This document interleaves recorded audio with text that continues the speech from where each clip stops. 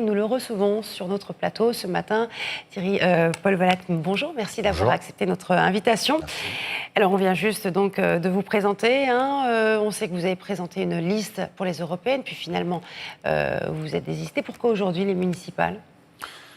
Les municipales, c'est un enjeu important, primordial et essentiel, parce que finalement, et on l'a vu notamment lors du grand débat, c'était le seul avantage du grand débat, c'est de voir que les problématiques étaient locales avant d'être nationales.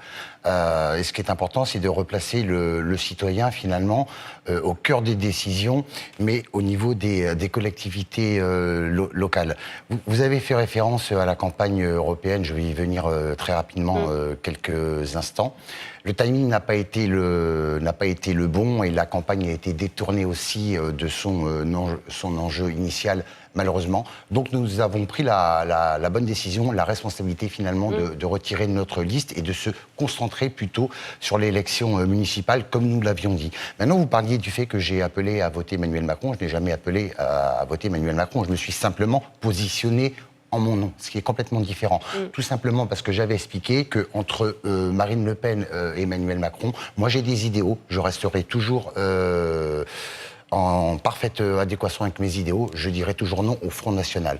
Seulement, voter Emmanuel Macron, c'était hors de question et je n'ai pas pu, donc je me suis abstenu malheureusement. Et c'est justement le drame aujourd'hui, c'est que beaucoup de citoyens sont perdus aujourd'hui face à des politiques qui sont complètement irresponsables. Alors justement, vous parlez de timing. Là, vous avez l'impression que vous avez plus eu le temps de préparer justement ces élections qui approchent, cette campagne en tout cas pour 2020 et les municipales ? Oui, bien évidemment, parce que le mouvement des Gilets jaunes, finalement, ça a été un laboratoire à ciel ouvert où toutes les problématiques, justement, ont refait surface. Et ce sont des gens qui sont concernés aux quatre coins de la France, le nord, le sud, l'est, et finalement les problématiques locales, que ce soit d'un point de vue du travail, que ce soit d'un point de vue de la sécurité, que ce soit d'un point de vue de beaucoup de choses. On parlait des violences faites aux femmes, on parlait aussi de la violence de la société. Tout le monde est concerné par ces problématiques-là. Il y a un ras-le-bol général sur un ensemble de choses. On est en pleine crise des maires aussi, il faut le savoir. Il y en a beaucoup qui n'ont pas envie de revenir se représenter devant les urnes prochainement. Donc finalement, les Français attendent aussi des réponses et attendent aussi des personnes qui soient capables de prendre leurs responsabilités. Puis vous savez, Paris, il y a toujours l'image de Paris. Bon, c'est une belle ville, c'est la capitale de la France, Paris, la ville merveilleuse. Mais il y a le véritable Paris aussi, le Paris dont on n'a pas envie de parler spécialement. Toute la partie pauvreté, toute la partie aussi liée à la drogue, liée aux agressions, liée à l'emploi, liée au logement aussi, avec bientôt plus de 10 000 € du mètre carré, des commerçants qui ne peuvent plus non plus s'en sortir. Et voilà, donc il y a tout ça à mettre sur la table. Il faut changer la donne aussi. Il faut être capable maintenant d'envisager l'avenir de manière sereine, concrète et avec de véritables responsabilités. Alors, on a l'impression, on sent que tout ça vous a vraiment donné envie justement de créer cette liste, tous les problèmes que vous venez d'énumérer. Concernant les Gilets jaunes, est-ce que vous les sentez toujours aussi mobilisés ? Est-ce que eux pourront justement faire pencher la balance pendant ces municipales ? Bien sûr, la balle est dans leur camp.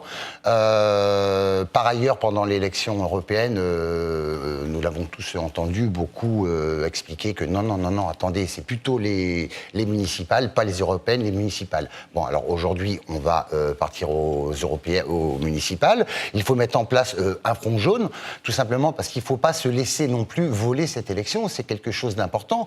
Le citoyen, comme je l'ai expliqué tout à l'heure, doit se réapproprier cet espace-là. Il y a le RIC local à mettre en place. Emmanuel Macron en a parlé. On n'a rien obtenu quasiment au niveau des Gilets jaunes. Donc il va falloir aller chercher les choses. L'élection municipale en est justement cette occasion-là. Maintenant, le mouvement des Gilets jaunes, il n'est pas mort. Les Gilets jaunes sont toujours là. Ils sont mobilisés. Ils n'ont pas quitté les ronds-points. Pendant l'été, ils ont été présents. Et c'est vrai que, il y a eu le calendrier des vacances. Il faut se reposer. 6 mois de mobilisation, c'était quelque chose de dur, d'éprouvant pour tout le monde. Que ce soit d'un point de vue psychologique, que ce soit d'un point de vue aussi physique pour les personnes qui ont été blessées et mutilées. Et le mouvement n'est pas mort et le mouvement va repartir à la hausse. Très bien. En tout cas, merci beaucoup, Thierry Paul Valette, d'avoir été avec nous ce matin, donc concernant ces élections municipales qui approchent à grands pas.